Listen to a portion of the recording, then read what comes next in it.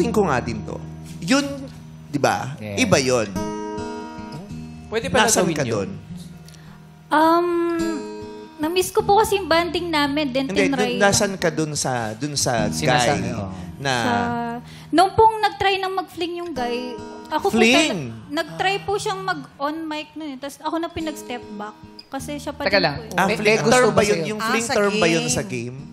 Yung fling term Yung on sa... mic, nag-on mic po kasi yung mga, yung nagsisimp po sila, ganon. Anong ibig sabihin na nag-on mic? Ay, sino bang Pag magaling nag- dyan? I-explain nyo nga sa...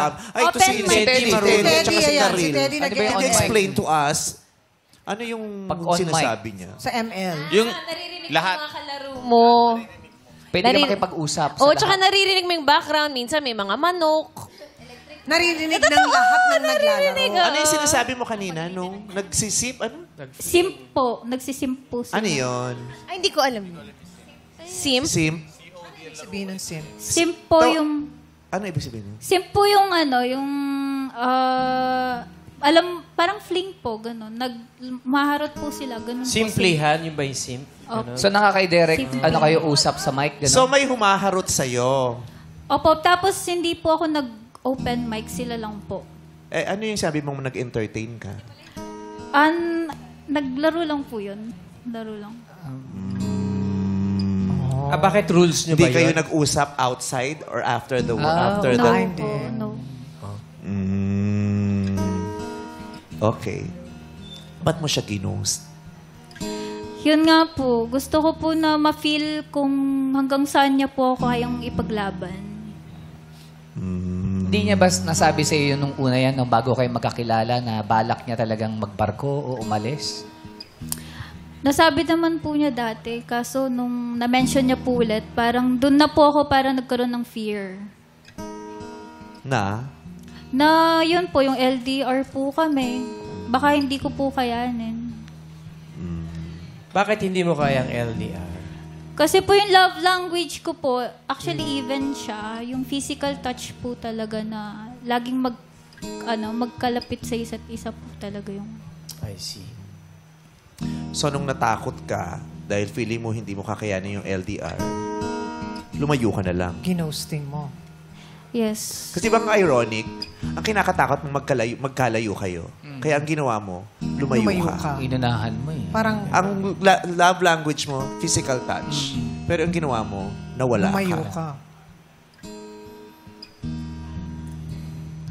Baka naguluhan ka na, nagulo yung isip mo. Why didn't you try? At least try. O, pinag-usapan niyo ba yun? Anong mangyayari? Na-address ba sa inyo yung issue, AJ? Hindi. Parang hindi niya po na masyadong nabanggit. Yung tungkol doon. Basta nawala na lang siya. Oh, nung pagkasabi ko po kasi ng parang sasampa na ako ulit, parang naging cold po siya, tapos parang nagbago po siya yung pagkikipag-usap niya sa akin. Pinigilan ka ba niya na wag nang sumampa ng barko? Hindi naman parang decision ko. Pero yung yung love language niya po kasi is physical touch, which is hindi ko kayang non-negotiable po siya, na hindi ko pwedeng magawa kasi nga seaman po ako. Pero kung pinigilan ka ba niya, hindi ka tutuloy? Kung pinigilan niya po ako, siguro tutuloy pa rin po ako kasi yung ginagawa para sa future din po talaga. Yun. Galing.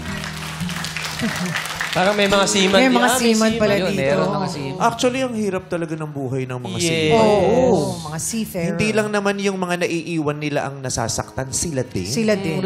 Totoo. Hindi lang yung naiiwan nilang nahihirapan, sila din. Hindi lang yung mga naiiwan nila ang nakikipaglaban sa lungkot, Oo. sa kawalan ng kapiling, sila din. Eh at least nga yung hindi naman least kasi masakit pa rin yun eh. Pero yun nga, at least, yung naiwan mo nga, kasama niya pa yung pamilya niya. Pamilya. Pero ikaw, mag-isa kang umalis eh. Pero nilulunok mo yun dahil nasa harapan mo yung pagsubok na sinong maglalagay ng pagkain sa lamesa.